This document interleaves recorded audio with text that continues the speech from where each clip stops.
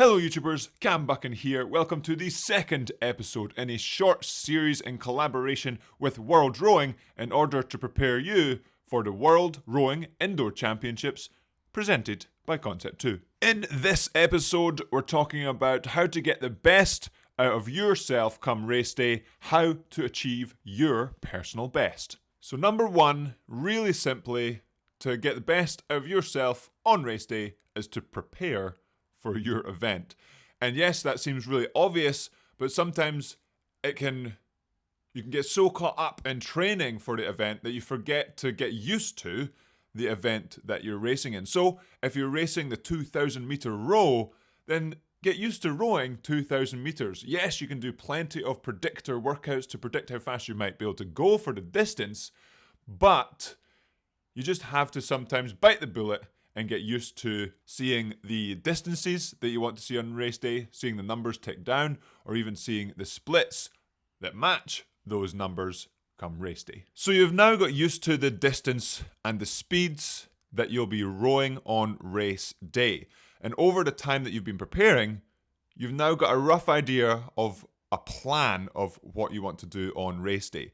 And the biggest thing for getting your personal best, or even just performing at the best you can on race day, is sticking to that plan.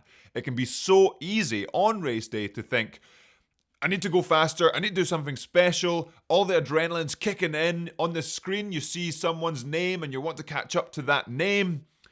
You just have to stick to your plan. So you've seen the numbers, seen the splits that you do in training, and realistically that's what you're going to be seeing come race day. So stick to those numbers. So you've now got a plan for the race itself that you're going to stick to. But what about outside of the race? What does your routine look like outside of actual racing?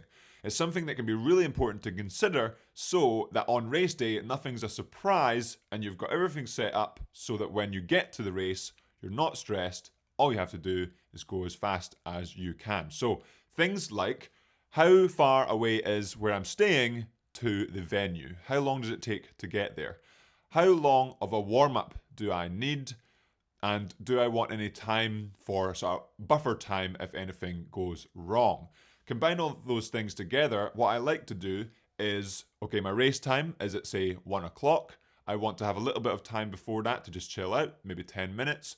I warm up for half an hour. Before the warm-up, I want to be at the venue for maybe an hour or so before, and then maybe I take half an hour to get to the venue itself. So working from race time, adding all those things and going back should give you a good idea of, okay, that's when I'm going to arrive, this is what's going to happen, and then I'm going to do my personal best on the rowing machine. So you've now got a plan that you're going to stick to during the race. You've got a plan outside of the race that you're going to stick to and help you relieve some of that stress come race day. But now, what does your fueling look like, which can combine into the plan for the routine? Your fueling on race day can be super important, and what I see a lot of people do is do something super different.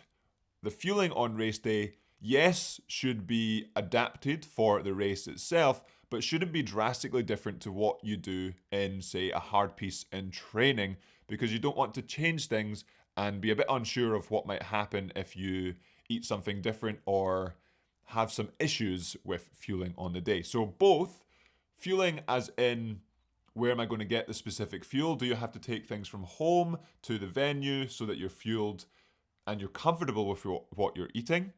Or is it things like, okay, the supermarket offers everything I need, but I need to make sure I go and buy those things from the supermarket, especially if it's in a foreign country. You want to know that what you want to fuel on the day is available. And then we come to the fuel itself, which can vary greatly from person to person.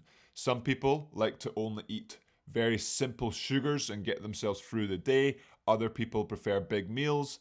And some people just don't like to eat a lot. Other people are okay with eating a lot. And so it's a matter of figuring out what works best for you.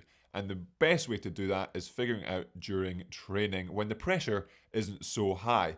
So trying plenty of different fueling strategies in training so that you know, okay, that was too much food, that was too little food, that banana didn't sit well with me, or maybe that gel wasn't really acceptable for me. And then come race day, you're really confident with your fueling strategy. So now we have a plan that we're going to stick to during racing.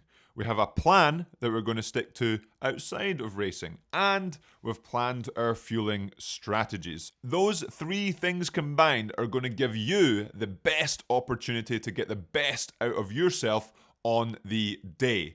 It's about going as fast as you can and setting yourself up to be able to do that. That might look like a personal best on the day, it might not, but as long as you can finish the race thinking, I've left no more in the tank, that's all we can ask for. Hopefully those tips helped. See you in the next episode.